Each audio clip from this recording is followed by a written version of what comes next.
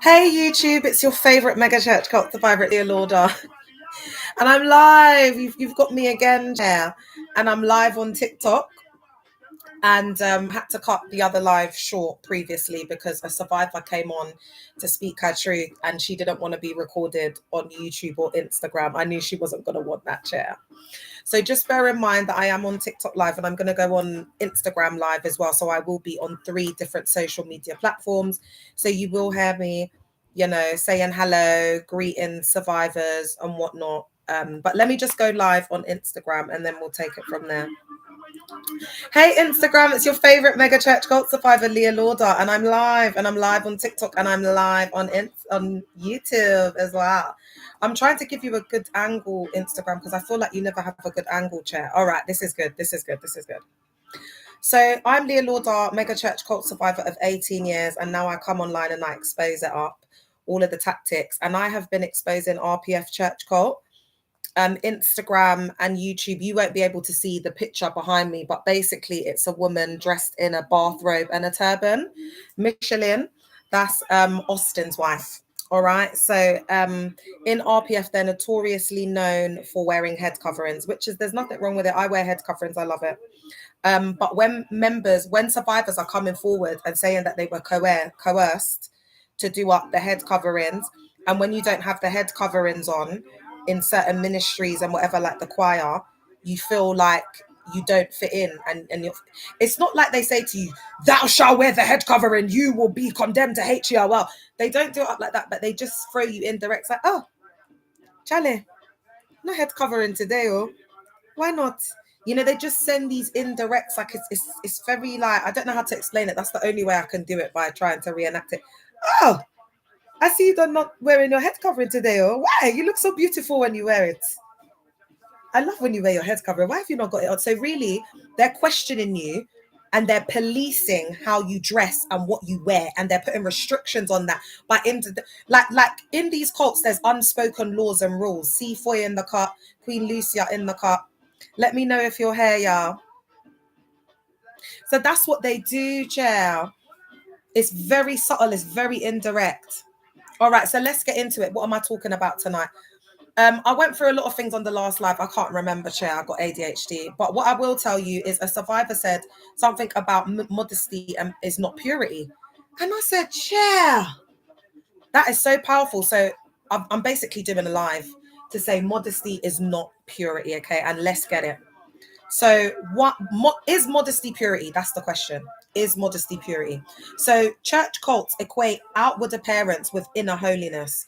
A modest dress code is treated as proof of purity, even if exploitation is happening behind the scenes. So I knew of a church cult where survivors came forward and the cult leader was sleeping with about 8 of the women in the cult. All right. But they all wore the long skirts. They were all modestly dressed. Okay. So it's like they're covering their perverse ways in hyper religiosity, hiding behind the Bible, Chair. Like up the live, y'all. You lot, if you're on here and what I'm saying resonates, like up the live, because I've got 8 accounts. And if it goes tonight, it goes, guys. I'm just going to stay on YouTube and Instagram. So I'll be on Leah Lauder 777 because I've got the school run tomorrow and I've got things to do after this live, Chair, to prepare for my kids. All right. So I can't be on air all night. Okay. So this creates hypocrisy. Women can be harmed or controlled, but still seen as pure if they fit the dress code. So do you see that? Do you see why the ABUSC is happening in plain day sight? We had a pastor, he goes by Dan Cyrus, First Love pastor of First Love Aston, and he was essaying his singer. They're called talented solo artists in there, but again, she's singing for the pastor. She's I don't know who you are to be requesting. Can't you see I'm delivering something? Who are you? She was, so the pastor was essaying her, but she used to sit directly on the second seat behind him and his wife. So he's coming to the church court in the morning with his wife, going to preach as the main pastor of there, but doing stuff with the gal, sleeping with the girl. But again, she's coming dressed modestly and she's coming singing before the pastor preaches. So do you see why this type of rhetoric is dangerous. And what's happening is, in their world, because they brand it as Jezebel, it's just people with unhealed trauma. Do you know what I'm saying? And then they put labels, you know, like Jezebel, and they're not actually dealing with the issues at hand, that there are preds in these church cults. They're labeling women as demons that have a lot of traumatic pasts. I mean, the list is endless, and we'll get into it. Okay, so true purity is not clothing. It's integrity, dignity, and autonomy. And that's why you got the first ladies acting absolutely stink. But because they're playing the part. And I'm going to talk about this, the Proverbs 31 archetype. And I've got a book coming out in January, so it will be in there. But basically, it's the whole ideological perspective that these women, and quite foul ones at that, take on the Proverbs 31 archetype, which is a certain way they act and dress. And I've got the picture there. And I'm gonna do a whole live tomorrow, and I've got to do content on this as well about the Proverbs 31 archetype. So they put that on, and they cover like their pride, passive aggressive behavior, like just very mean girls. Do you know what I'm saying? Like, it's all covered in hyper religiosity. Another thing that I've noticed about this Proverbs 31 new age Christian generation, like all of these Christian influencers and stuff, there's like this, it's like this very groomed perfection look that they go for, where there's like not a hair out of place, because it's like everything's got to be perfect and the birds are blowing. And the reason why, because I got it, because I was like, why do these gal them, why are they following, why have they got like 50+ K followers and hundreds of thousands followers? And I get it. It's because people don't want to face the truth, the reality that life is not perfect. You don't have no hair under that wig. You don't love yourself without that wig. You don't love yourself without that wig and that makeup.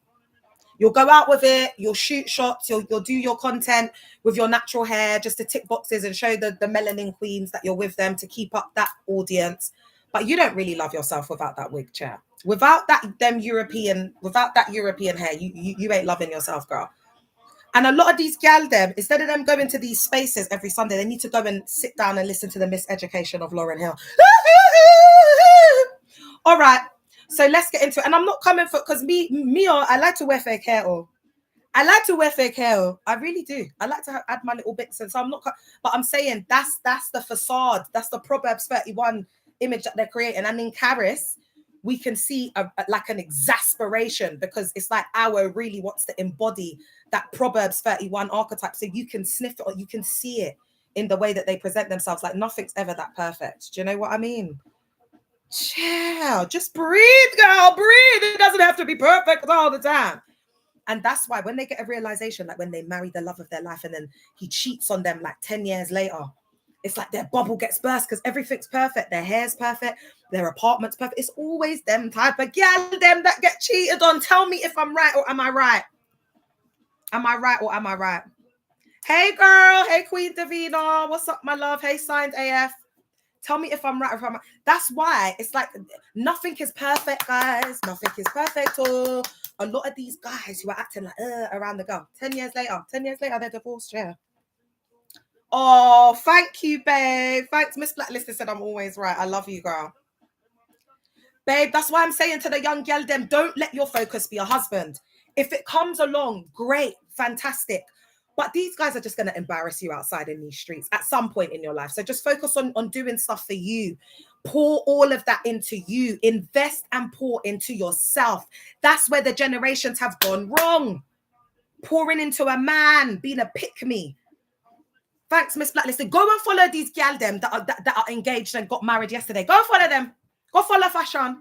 Go follow them and go see what I go on, because all I know is I'm 30. I'm going to be 39 in January and I look like I'm 18. That's all I'm going to tell you. And believe the lies, because how somebody is on the outside is a direct reflection of how they feel inside. A lot of these gal them that are online, oh, do you know what? I need to keep my live chair. I'm going to keep this live today in Jesus' name. So what I'm going to say to you, Jer, is I'm looking a lot younger than these gal them, and the wig might be perfect. The wig might be £1,000. It might be hairspray done perfectly to a T, makeup sitting in their nice apartment, their nice car. But let me tell you something, Jer. When that bubble gets burst, they're going to be like a Leah Marie. Eloping to Dubai, Jer. You know them ones. So, Jer, you do what you want to do, babe. acting like it's all perfect. I'm a realtor. Baby girl, you got a failed marriage, you're divorced. She's had problems conceiving, because I'm not trying to make a joke of that. I've got family members who had problems, had to go through IVF. It's very difficult. But you have trauma, girl. You found out that your daddy were your real dad. You got a lot of trauma, and you just gone to the bad to escape it. But there people are following it up. So I'm gonna say, be your own fan and go within, because a lot of these gal them, they don't know nothing about nothing. What I will tell you is, a lot of these gal them are gonna get cheated on with gal like me. The ones that they label as Jezebel, the ones that aren't holy, the ones this, that, and the third. Do you know what I mean? After giving their whole life, having a baby. But look at that Natalie B Fitness. They divorced the other day. Everyone's getting divorced, guys. This is what I keep telling you. Hello. Like, listen to Big Sis, innit? Because I'm 39 years old. I'm almost 40. I think you lot forget because I look youthful and act youthful, but I'm almost 40 years of age, Cheryl. I got married at 25 years old, y'all. I was part of the millennials that wasted their life, a decade of their life, got wrapped up in this fake doctrine. I'm trying to scream out and tell, I'm not getting paid for this, chair. Thanks, Queen Davina. I'm not getting paid for this. This is just my heart. I'm telling you, I'm not saying not to get married, because that's your choice. Thank you, Davina. That's your choice, because there's no way no man's gonna come here without doing dowry and without doing the things that he needs to do culturally for my children. But my child might not want that. But you know what I'm saying? So I'm not saying there's still an honor. There's still things culturally. It's still, do you know what I mean? But the bottom line is, we need to deconstruct and deprogram as a generation and as a community. Because there's a lot epigenetically, and the women have not LOVE'd themselves. It's been about the husband. They've even put the husband before the children. And then as soon as the kids start hitting 16, 17, 18, they start to process the trauma. Do you know how I speak to my little girl? She's 11 years old now. Before I blink my eyes, she's going to be 13, 14, 15. I say to my daughter, if you fancy any of the boys, come and tell me, yeah. Besties. I sit and I say to my daughter, that child is going to be on TikTok. I said to her, 8 or 10 years later, sitting on TikTok or whatever app is popular, talking about how her parents caused her trauma and ruined her life. I speak to my kids like that time. I don't have time. Open your eyes and see what it is. They need to be woke and aware, because this generation, the information that's out there, your kids know a lot more than you think they know, Chair. All right. So let me get into it, guys, because I've gone on a whole tangent, but you know how I get. All right. So I want to look at the Christian fake trad model. This is a model that I've developed. Again, this will be in my book. If you want to find the content on it, I've got it up on my YouTube, Leah Lauder 77, and also my Instagram, Leah Lauder 77. So the whole ideology is that I've created this framework, and I've said in church cults, everything's external. So what they have tried to do is package religion, package Christ. So what they do is they say, okay, we've got to make spirituality tangible and measurable. We've got to be able to measure how good of a Christian you are against these yardsticks, and we're going to create them, pull out certain scriptures from the canon Bible, and then we're going to twist and manipulate them through fear-based programming to control you, so that we can get you to do what we want you to do. So that's the model that I've created. For example, if you're paying your tithes, tick. If you're paying offerings, tick. If you marry inside the cult, tick. If you dress modestly, tick. Do you see what I mean? So it's all external things. It's all doing things. It's all tangible things that we can feel, touch, and see. Because what does God say? That man judges the outward, but God sees and judges the heart. So spirituality, the fruits of the spirit, you cannot see these things. Yeah, it's kindness. You can see if someone's kind, but you can fake that as well. So that's a state of the heart. That's why what you do in secret, God rewards openly. They ain't getting no rewards. This is all built from their hands, not their hands, through the puppeteering of others to move their hands to do the work. How about that? Big ups. I'm due to message you. Been very busy. Oh yeah, when you're ready, my love. Thank you. Oh yeah, about the protecting my rights to my stuff in it that I'm developing. I would appreciate that, because I got the book coming out. I'm going to be doing up modules for the I'm also starting the Collective University in September. So, I mean, enrollment in September and then starting it in January. So, guys, survivors, please get onto that, okay? Because they try and infiltrate the space. With that, it's going to be subscriptions to my community on my main account. So, although they might come in and do silly things, where we've got it more controlled, the mods, we know what we do, they won't be able to stay in after a certain while. So it'll be a much more focused space. And then I can start to get to know survivors in a more structured format, which is what I want to start doing moving forward, okay? All right. Because let me tell you something, deconstruction and deprogramming, you can measure. You can measure, baby. You can measure it very well. Yeah. And what these church cults are like is they're like, it's like KPIs. Do you not know about KPIs, the key performance indicators? Because, you know, I used to be, well, I have program management experience.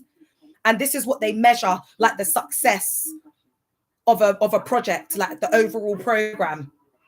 And they got all these targets and goals that they got to meet, and it's really strict. If you don't meet these KPIs, you don't pass probation. You're not doing your job well, and it's very high pressure. You find them in high pressure local government environments, okay, and that's what they're doing up in there, and that's why there's the adultification of young people and children, because it's like these are religious organizations, multi-million-pound global religious organizations, and the young people are, you know, managing groups and people, and they're like the adult, they're the pastor, they never get to be a young person, they still your youth.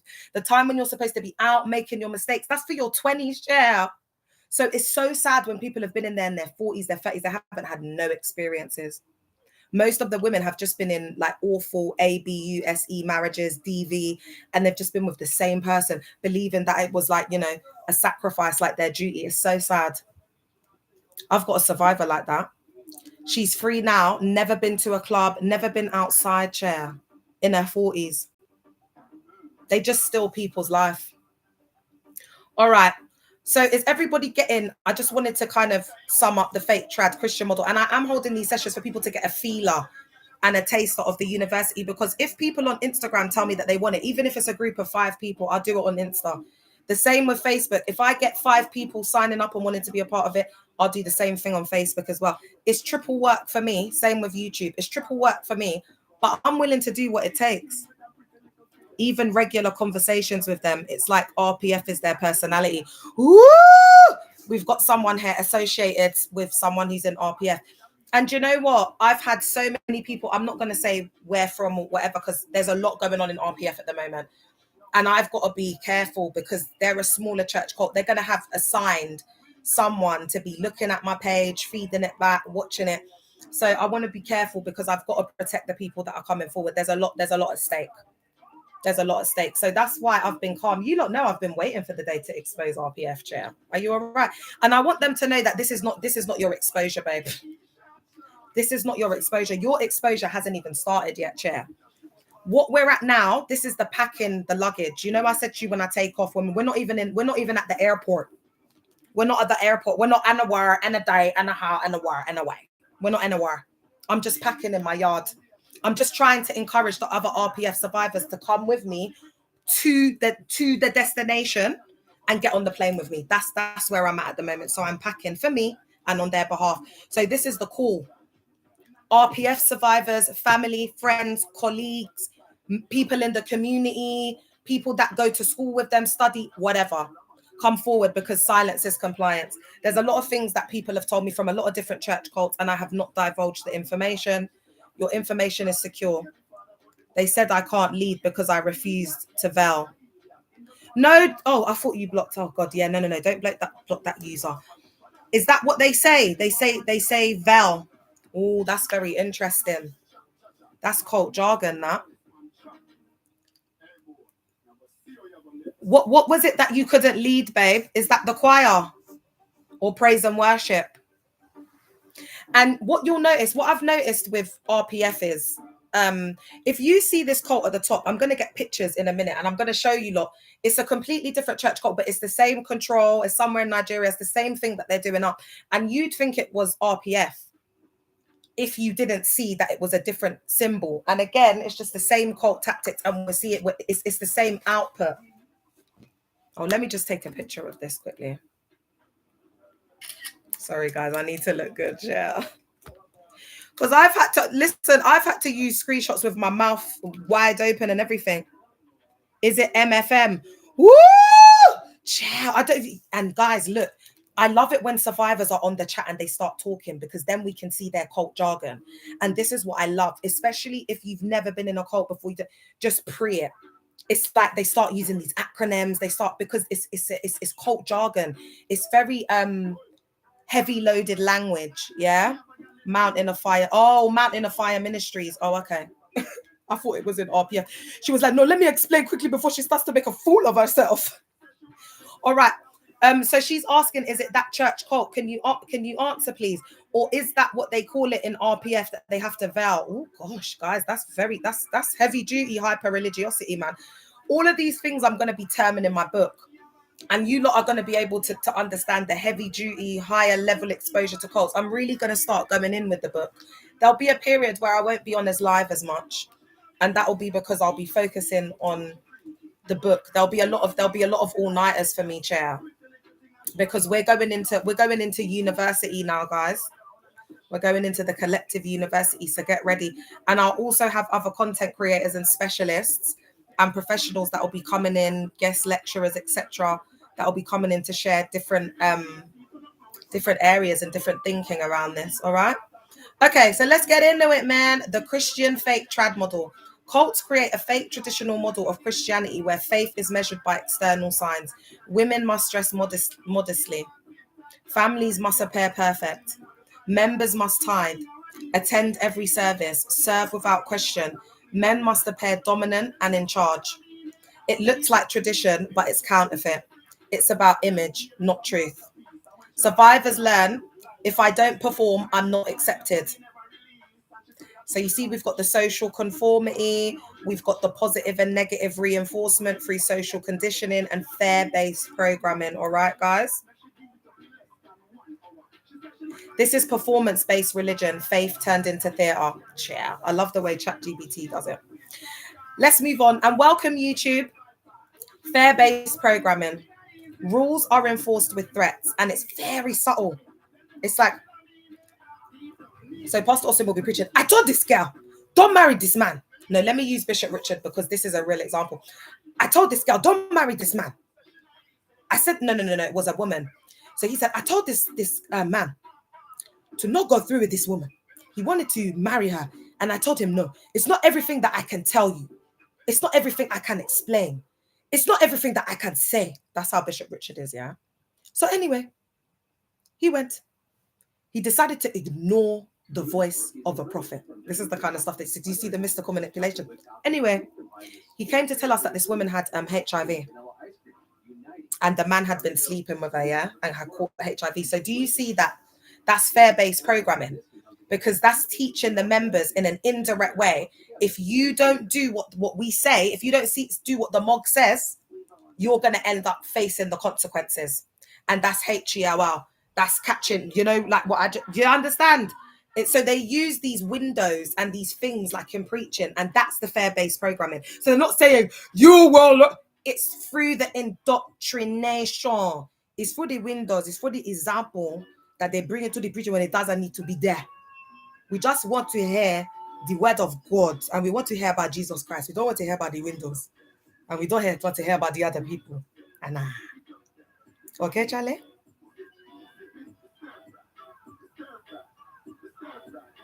Rules are enforced with threats.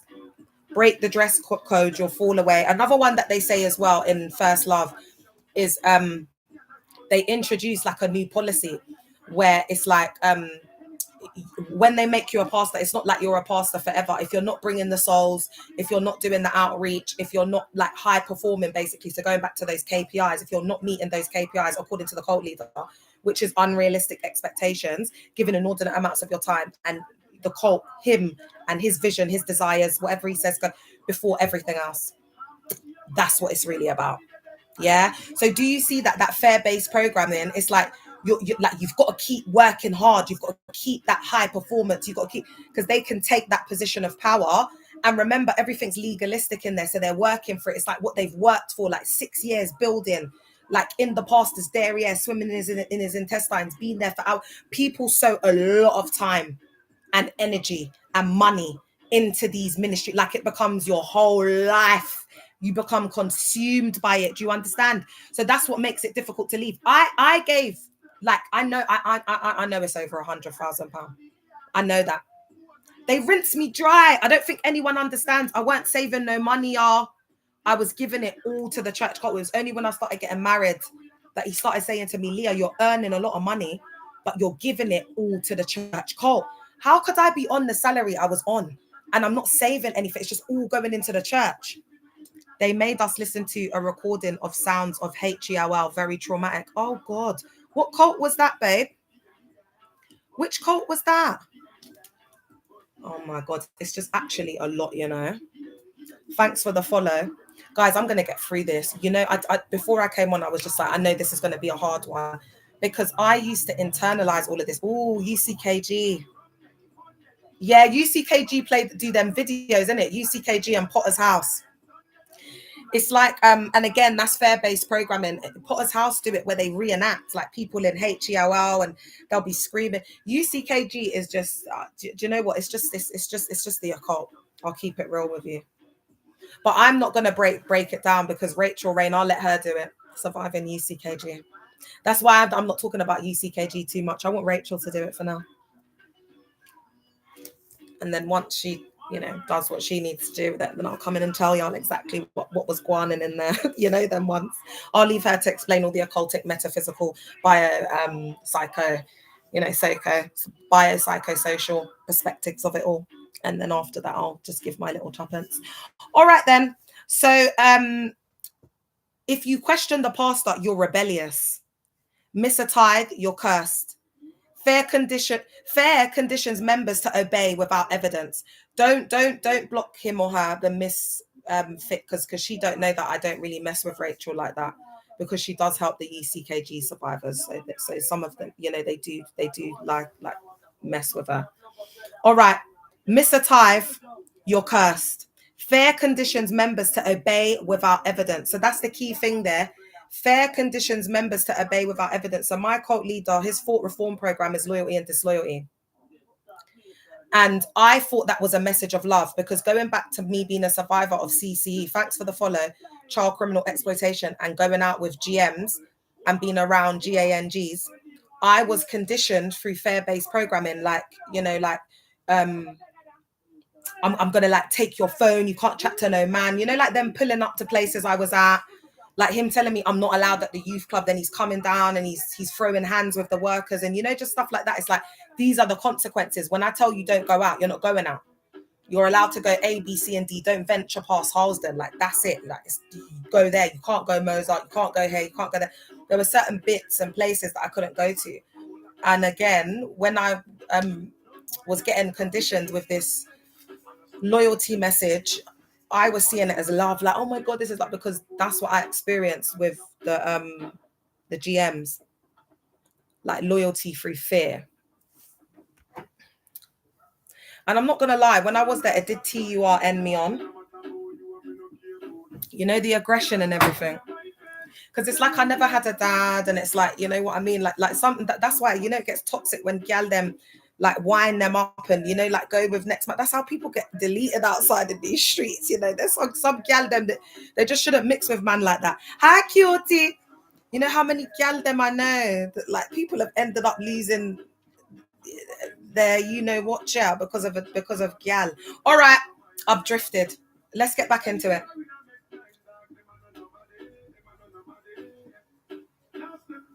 Hey, Queen.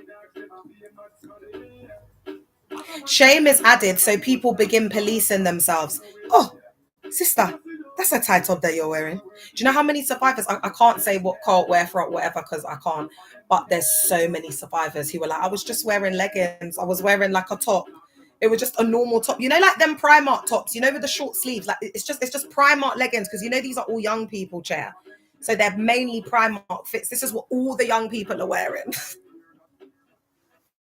And they're policing the young people's outfits, but they're not providing them with the outfits. They're not giving them the dough. They're not giving them the money to buy the outfits. Like, their mum's got money to buy Shein or Primark, babes. Do you know what I mean? Go and buy them the clothes then. Honestly, I was wearing leggings and they said it's immodest. It's so bad in there. Guys, I remember one time, yeah, it was actually this girl that was in the picture with me. Instagram and YouTube, you can't see. And she's kind of, you can't really see her on that side. But anyway, she's in the picture with me, funnily enough. And she come to the church, 2A Carden Road. I'll never forget it. She had got her eyelashes done in Peckham.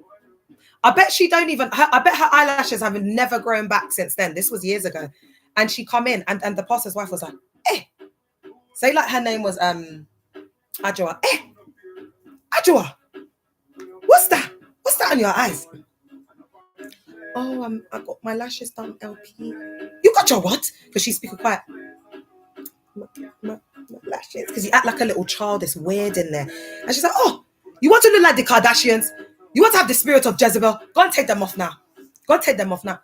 And she was in the bathroom and I had to go. And then the pastor sent me in to monitor and police her taking them off. And then I'm giving her the whole talk. Oh, you know why you go, oh, Ajua. That's what I said to her. Ajua, why did you get this? You know that LP was going to tell you to take it off. Why did you get these eyelashes, Ajua?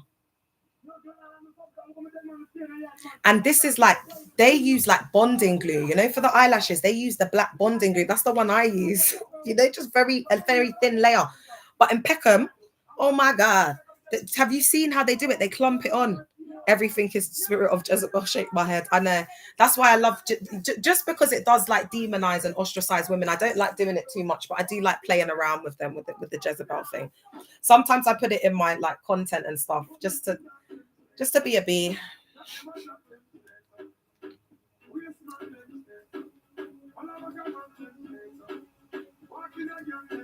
They need to understand. I don't care. Like I'm outside living my life. Shit, I don't care. Even with my disabled self, I'm still living my life like it's going, and I'm on her.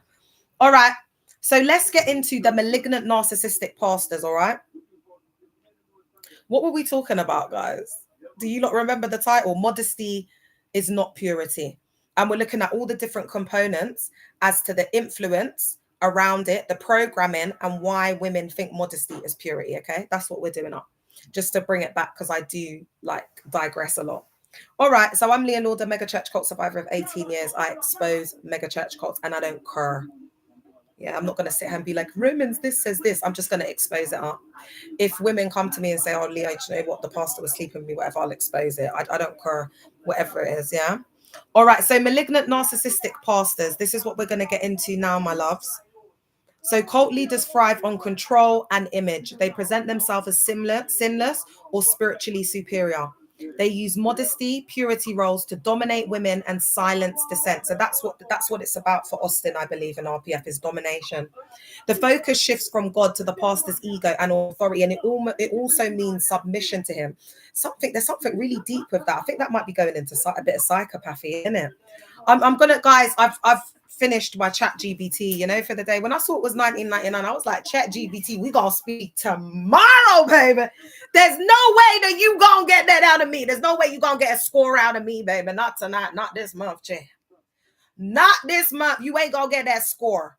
A score is £20 for those of you that don't know, because I know. So I got survivors from Wales, Kenya, South Africa, Miss Kiko and the cat. I've got people from all over the world.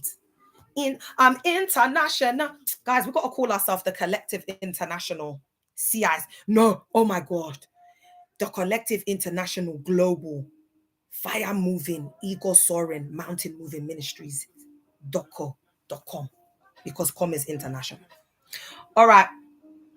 So is this all making sense? Share.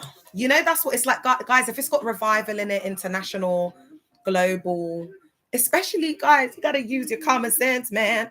If you get invited to one of these spaces and then you get off the stop and it's a place called Thamesmead or Plumstead, and you get off there and then you see that the Google Maps is directing you to on top of the Chinese opposite Woolwich train station, and it's called Global International Fire Moving Mountains International Corporate CIs, then you know it's all a lie, because there's about 30 people in there, but it's international where that is a narcissist that is delusional with hallucination. I am right, oh, I'm telling you, I'm right. I know that I am right, oh. That's what it is. That's delusion, baby.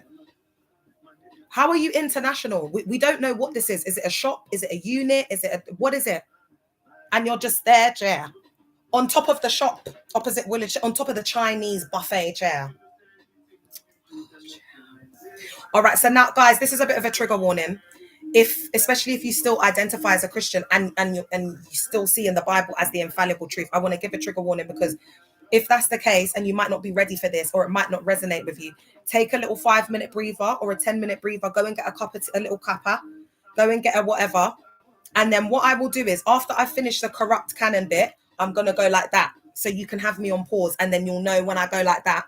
Survivors, remind me to do the prayer thing. When I go like that, then that means I've finished it, and then come back on, because I know some of you just might not be able to receive it in a certain way. But again, if there are some things that are triggering and you decide to stay, well done. But take what resonates and leave what doesn't. And if it's too much for you and it feels too triggering, just take a little break and come back, all right? Because I do have to still talk about this, because it's so important. All right, so a lens of, thank you, Knowledge, for the gifts. The corrupted canon. The Bible we have today was compiled and interpreted through a patriarchal lens. Verses about women were filtered through misogyny and control. Modesty became a WEAPON. Yeah. Thank you for the gifts, Knowledge. Women's silence called virtue. And actually, the opposite of that is the real virtue of a woman that's not silenced. Because even if we want to find a biblical reference, Abigail saved her husband's life because he was foolish. And out of her wisdom, when she begged whoever to have mercy on him or whatever, if she was silent, he would have never got saved. So again, a woman's virtue is actually in her voice. Yeah, I know my word, chair. It's them. They don't know nothing, chair. Because it's like that. It has to be revealed to you through the Holy Spirit. So there's that element of the Holy Spirit which brings things to your remembrance. But don't get it twisted. There's people like Mrs. Records.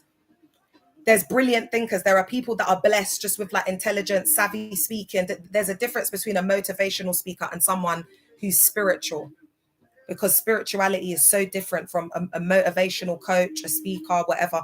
And you need to be able to discern, decipher, intuitively know between the difference between the two. Yeah. Women's bodies are called dangerous. I don't know her to like her or dislike her, my love. Do you know what I'm saying? I don't know Mrs. Record to like her or dislike her. I just go by her presentation, which is masculine and butch, and also the appearance. Because if I had that much money, if I had 6 figures sitting in my bank, I wouldn't look like that. And then you want to sit down and give marriage advice and talk about this, that, and the third. So, because I know what I'm living off at the moment, and I know that this is the toughest season I've ever had in my life, and I've never looked so good. So there's absolutely no way that a gal that is claiming to be rich and get jet set into Dubai and going here and going there, I need to see it. I can't see it, chair. And I don't care what anyone says. I don't care, babes. I don't care what anyone wants to say, chair. It's about presentation, chair. If you love yourself, you care about how you present how you are presented, how you look, how you appear. If you love yourself, you'll take care of yourself, your body, your everything. It's mind, body, and soul, but there's no focus on that. They're teaching the women to fast and pray. They're not teaching the women to gain knowledge. They're not teaching the women to learn about narcissism. They're not teaching the women to learn about pred behavior. They don't talk about it in the church cult. That's why purity culture is eaten from the great culture, because they're not even talking about the epidemic, the fact that it's not safe, the fact that how many women are getting deleted per second, per hour in the UK alone. How many women that we've had, the epidemic that we have right now, Handmaid's Tale, they're not living in that reality, chair. So they can't perceive or see or be aware of the danger. Not only that, because they're not talking about it in these spaces and that they're in a self-sealing system, but also their prefrontal cortex, their amygdala, which helps them with rational thinking, critical thinking, perceiving danger, ahead, being intuitive, that bit that lets you know your gut. Oh, I've got an off feeling. All of that's luck off. It's our luck off. So it's like, just take me as I am. It's like that. It's naivety. What time is it? Because, baby, I got the school run tomorrow, man. I got uniform to iron. I don't even think I've got to iron that shirt, because that shirt's fresh out of the pack, chair. But still, it's a new school run and whatnot. So I need to just no, because no one's having my kids or my mother in their mouth, chair. Off the internet, you're having a laugh, baby. I'm a fantastic mother. Listen, them kids, I give them kids the world, chair. I go without. Not so my kids can eat, so that my kids can eat in the palace. You know them ones. Don't rap with me, Chair. My kids ain't going through no struggles. All right. Women's worth is tied to obedience. And they also see beautiful women who are shapely, as dangerous, because it's like we've got power over the man. Because a lot of the guys, they don't like my mouth, but they're still attracted. Like if I come on here and I'm in a little dress, they see me outside, that banana's still gonna, because they're a man, they can't help it. And that's the loss of control and power, especially with malignant narcissists. There's that there's that misogyny and patriarchy, the need to rule over women.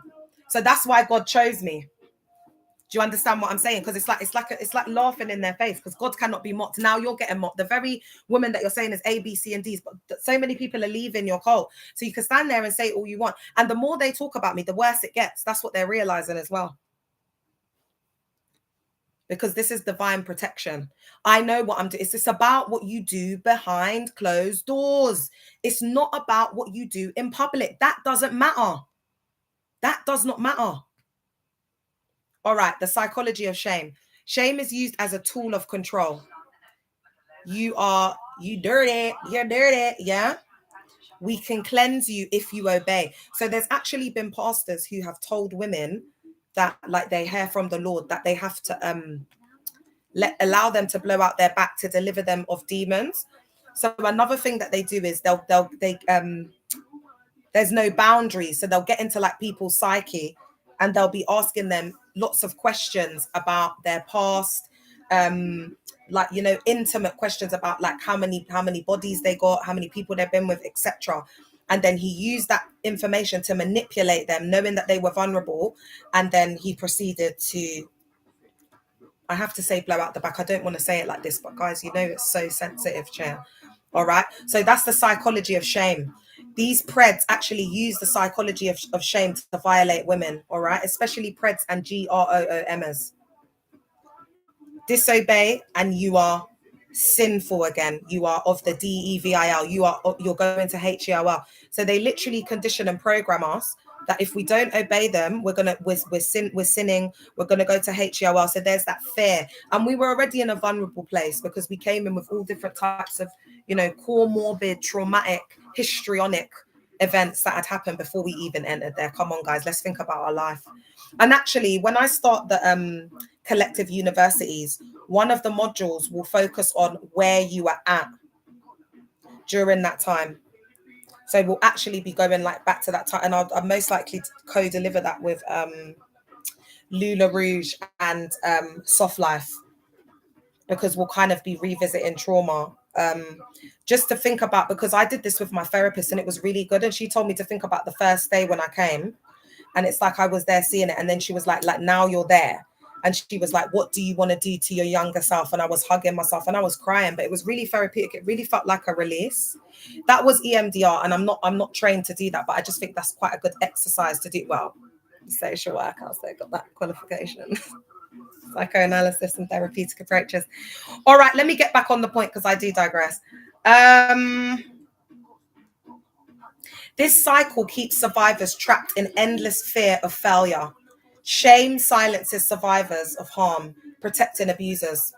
So that's why I say silence is compliance, because they've been silencing us for years. And another thing is as well, they create a lot of like second gen, third generation. Do you know what I mean? They're all related. So it's like, you know, like how it is, like if a family member had SA'd someone like within the family, or an uncle, it's like, we know he sinned, but it's like, we're not going to go to the police. Or not, you know, it's like the stigma of that, especially in the Black community as well. There's that type of stigma, and, you know, brushing things under the carpet and not wanting to speak about it. That's why it's so rife in the communities. And we've got like this generation of young people, like the Gen Zs and millennials don't have it, Chair. So they've been talking about it. They've been exposing it, especially the dysfunctional marriages, Chair. Why women internalize it. Women with promiscuous past are told they can erase it by becoming extra holy. This creates hyper-religiosity, strict dress codes, loud testimonies, radical obedience. These are the women that police your clothes because it's a projection. They want to dress like that, or they want it to be like that. Especially when there's like jealousy, They're always correcting you. It's just, you know, the women that come in that are free spirited and they're just coming in for the service or whatever, those are the women that they resent the most. They hate HATE the most, because they wish if they had turned back time that they had just done that. But now they're too deep in and they don't know how to get out. But this is not freedom. And the reason why they're calling me a witch and this, that, and the third is because what I'm saying, this is their innermost thoughts, because I've been there, I've lived it. It's shadow collective trauma. So even as the pastor's saying, she's a witch, she's this, she's that, they're having cognitive dissonance because they know secretly in their heart, internally, that what I'm saying is true. And the Mog knows to a certain extent. So he does what? He does the fear-based programming. All right. But this is not freedom. It is internalized oppression. Survivors turn the cult's voice into their own inner critic. And again, that's just the cult leader's voice. So that's why I said when you leave, oh my gosh, there might be people waiting. Let me do it again. Oh, I need the charger. That's why when people leave, they've still got that, you know, that like that internalized monologue, which is the voice of the cult leader. It's that inner critic. Oh, Instagram, I'm going to have to go soon. Do you know what, Insta? Because my battery's low and I don't want to interrupt my kids' share, I'm going to keep it till the lowest I can.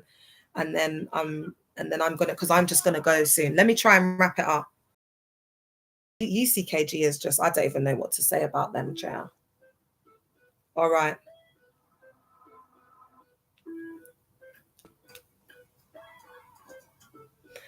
The path to abusive marriages. Purity culture grooms women to accept hyper-masculine, controlling husbands, because we know that's the rhetoric in there.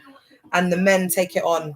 That's what they think hyper-masculinity is, because a lot of the men, the malignant narcissistic leaders, are either on the DL, never had their dad in their life, are not masculine, never, or they've been like, their dad has been like a militant figure. So it's like they don't know how to be a man. So it's hyper masculine. It's exasperated. So that's why I encourage to see them in the suits with the low shaven hair, because I'm not saying that this is that, like, I'm just saying this is my thoughts. I think David Antry is DL. That's what I believe. And this is not this is just what I feel within my soul. And I think that's why he gets all the men to dress like that in the suits, low shaven hair. I think it's all projection. It's all everything's projection. Just like Ollie. Why does Ollie go to Brighton? Ollie is most likely on the DL. Do you understand? And again, it's projection. That's why he goes there and he's telling them they go take Chihuahua, and it's like validating himself. So again, that is projection. Like if we went with the works of Jung and Sigmund Freud, those psychologists, if they were sitting in front of you today, they tell you that, Ollie, that's a projection of the internal fight with desires that he has on the DL. Because why do you go there and do that? There's no other explanation for it, guys. All right. So we're back onto the path to abusive marriage. And I've said it, you know what I mean? Like, I don't care if it takes like 30 years, 20 years. If I'm still here, God willing, I'll be watching all of them, child. I got time. I'm petty. I don't care. Because even if I have to do it and date again, you know, if it gets that bad, I'll do what I got to do. Even if I have to date again, child, to survive, and I'll just speak, you know, I don't care, because I'm going to be doing this online for an hour. I don't care until I take my last breath. I don't care. I don't have no shame. I don't care. I'm very open and transparent. I talk about what I be and who I do. And if people are effing with it and you're on this roller coaster ride, you know, I'm just going to keep it real with you each and every time and tell you what's up, because I'm going to do what I got to do to survive. And that's on period, point blank. I don't care.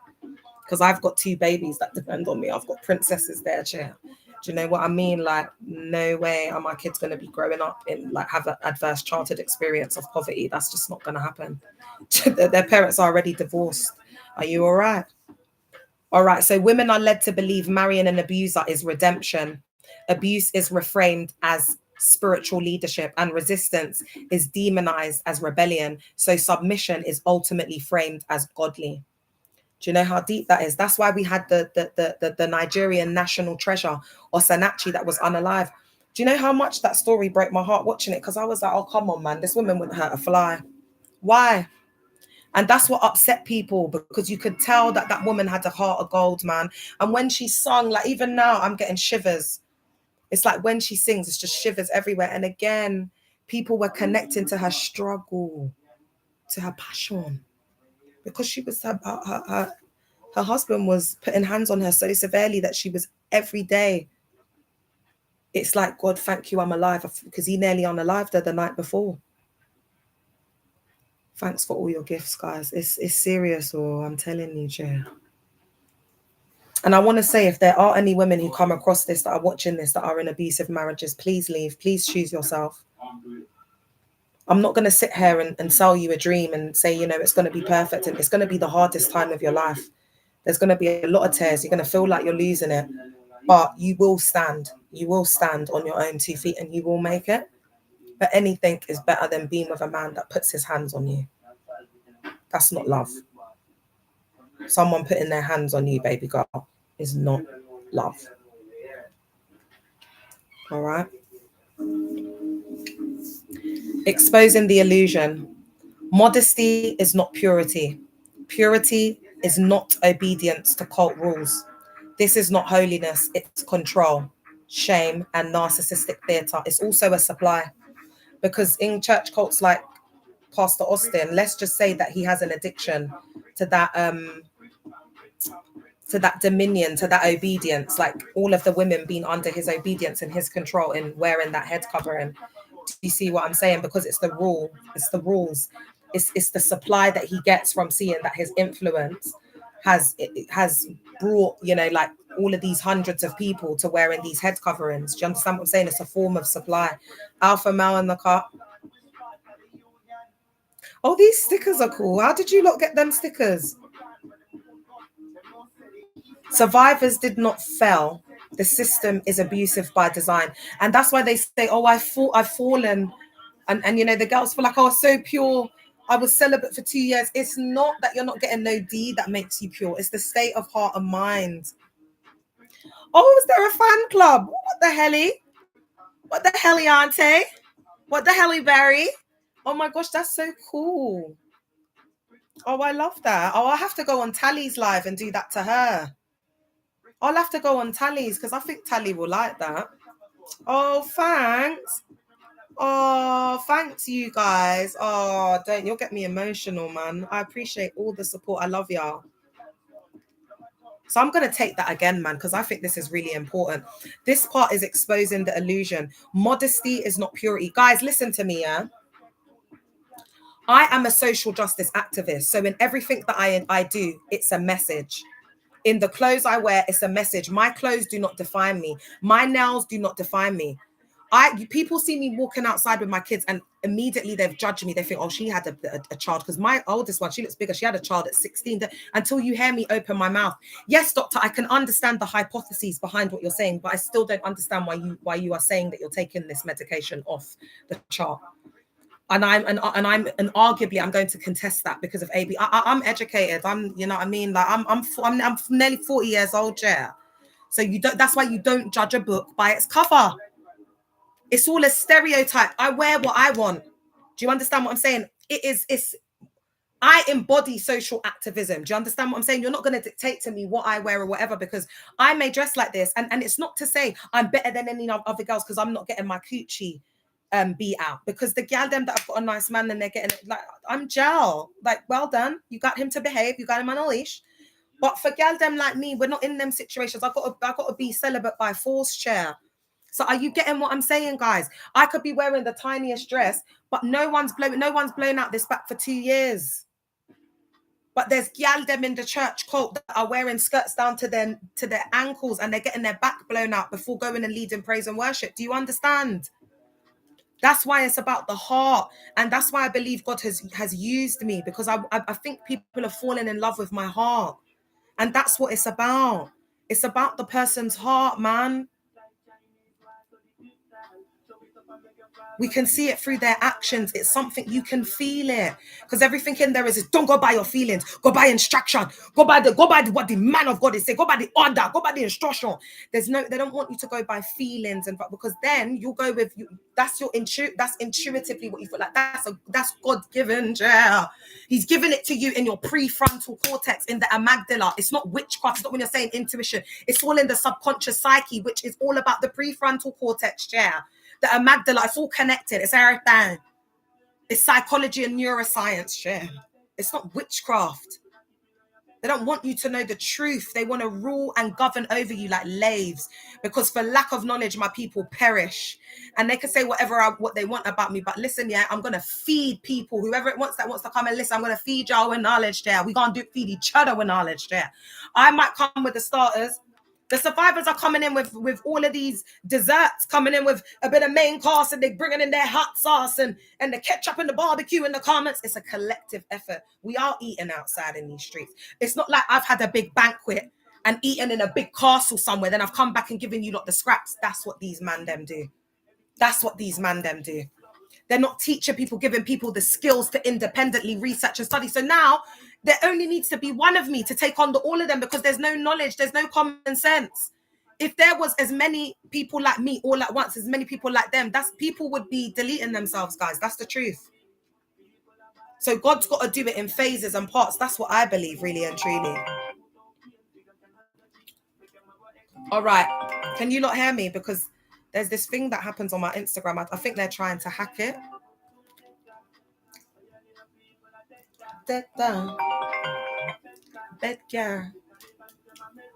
All right, this is the last bit, guys. Get any questions prepared. YouTube, that might be a bit annoying what you hear, but I'm sorry, there's absolutely nothing I can do about it because I can't put my phone on airplane mode. All right, so this is the last point. Can you not see this? For survivors, your worth is not your clothing. So they're actually watching me live now and doing whatever. That's what they're doing. They're watching me on live and then doing this now repeatedly. If this isn't religious psychosis, tell me what is. Tell me what is. All right, so for survivors, your worth is not your clothing. Your past does not define your value. You do not need to perform to be accepted. You are already enough. Without fear, shame, or control, you are already enough. Do you know what, guys? I'm going to quickly give you a breakdown and an exclusive of my fake trad Christian model before I go, okay? And this is going to be the last bit, because how long have I been on here? All right, I've been on here for 56 minutes. I'm going to just do a quick overview and then I'm going to go. So if you've got any questions, get your questions ready now. Insta, I'm going to have to go in a sec, but I'm going to give you the first part of this. Same with YouTube. So the fake trad model that I've created, and this is my own hypotheses, an ideological concept based off my experience and my life's work. So cults create a counterfeit version of tradition and they present it as biblical order. So again, families must look picture perfect. There's a dominance about men where they're in control. So there's a certain order that they have there, but it's slightly skewed, because there's what it says in the Bible and then they take it out of context. And then remember, the dynamics of the family, it will be different depending on the culture of the church cult. So in some church cults, the women are more involved in ministry, so the men might take on more. Do you know what I mean? There's funny role reversals and things like that. So again, just take what resonates and leave what doesn't, and don't make it fit. Do you get what I'm trying to say? Like, if your cult was different, then they'll still be using the tactics, but it may be in a different way. Children must obey without question, or they're labeled rebellious. And again, it creates constant pressure to perform, to prove loyalty by showing compliance. So it turns faith into theatre. So something that needs to be performed. And then we've got those KPIs. Do you know what I mean? They used to come to us and be like, we need a testimony. We need a testimony today, Leah. Can you give us a testimony? You know, because I was coming from the streets and stuff. It's ridiculous. It's so performance-based. It's like they need a testimony. So it's getting to the point where you're getting people to fabricate things and over-sensationalize things, to the point where people are giving testimonies about getting tax rebates. Do you know tax rebates are generated automatically? So there's no common sense. Thanks, Queen. And then they're doing up things like, remember I told you that auntie in RPF, she gave a testimony about God saving her life because she got stuck in a lift. And the testimony, and she was so hyper-religious, praise the Lord. And she was like, at a point, I could see that my child, she was getting hot. She was not breathing properly. It's just so like made up and fabricated. And this is why people are laughing, because she just wants to hear the sound of her own voice, to be in front of the congregation, to speak to, you know, them type of aunties in the church. You know who I'm talking about. But guys, I'm going to just quickly do this last one and then I'm going to leave, yeah, because it's been a good run on TikTok, I can't lie. So it's not about holiness, it's about control. The model isn't about faith, it's about image. This breeds abusive dynamics where control and authority are seen as spiritual success. Men are pressured to play the role of the hyper-masculine leader. Even gentle or kind men are pushed to dominate their wives to prove godliness. They used to mock men that were nice to their wives and did nice things for their wives, like take them on holiday, spend money on them, and call them A1 husbands. Oh, you want to marry an A1 husband? You don't want to do the ministry. You don't want to go and start branches. You don't want to go out into the world to go and save the lost at any cost. You don't want to go and be a missionary and go to the outermost, furthest parts in the world and save people that are struggling. You don't want to do that. You just want an A1 husband that is going to go and take you on holiday, and you're going to be on the beach and walking and taking nice photos and posing. They do all of that and everyone's laughing. And then he's just standing, he's just abusing you. He's just mocking the women that, you know, are married to those type of ex-husbands. My ex-husband would have been called an A1 husband because he would take me on a few holidays here and there, which is standard for any relationship. Like, it's standard that families go on holiday yearly. They book it in advance and they go on their holidays, B. So do you see how, like, people have low quality lives, Chair? They've got the peas to go on holiday, but they're not going on the holiday because they're giving it to the cult. And then the people that don't have the money to go on holiday, what the little that they do have, they're giving them. So they've barely got money to feed their family, and they're going to food banks, living off food banks, and they're going to a multi-million pound making global machine. And you're going to a food bank, and then you're going to stand there and preach in front of people every Sunday. They started calling me a witch, that I've spiritually changed him by the neck. Oh God, where was that? The trad model is fake because it imitates tradition, but strips it of love, equality, and dignity. The psychology behind it: performance-based faith creates anxiety and comparison. So if you're feeling anxious about going, oh my gosh, what mood is the pastor going to be in today? Oh my gosh, I've got a meeting. What's it about? What do you think it's about? And you're feeling anxious. No, that's not normal. When my mum was at the peak of her psychosis, oh no, what happened, Misfit? Sorry, man. It's just the same story. This is New Waves Chapel. Oh my God. Guys, moving forward, you see, like, because we've had these experiences with these cults, can we not go to cults with acronyms? Like UCKG, LCI, KAC, CCI, it's all the same thing. And can we also not go to these church cults with these weird names like New Waves Chapel? Like, if remember I said, if it's got Chapel International, I've never heard of Wave, you know. But again, I'm sorry, girl, I don't want it. We got to have a little bit of, you know, with it. But I'm not making light of your situation. I want to make that unequivocally clear. Oh, okay, you're busting up. Because I was there for 18 years, child. But if I don't laugh, I'll cry. Cream? Do I need to cream my dry skin? Because then the life will just get luck off. Lisa in the car. How are you, my lovely? I'm coming off now, babe, but I'll be on there tomorrow, and all the videos are on YouTube. I want everybody to know that all these lives that you've just sat here and watched, it's going to be on my YouTube. I'm on YouTube as well and Instagram at the same damn time, because that's just how we roll. That's how we roll. Oh, I'm so happy to hear it, my lovely. All right.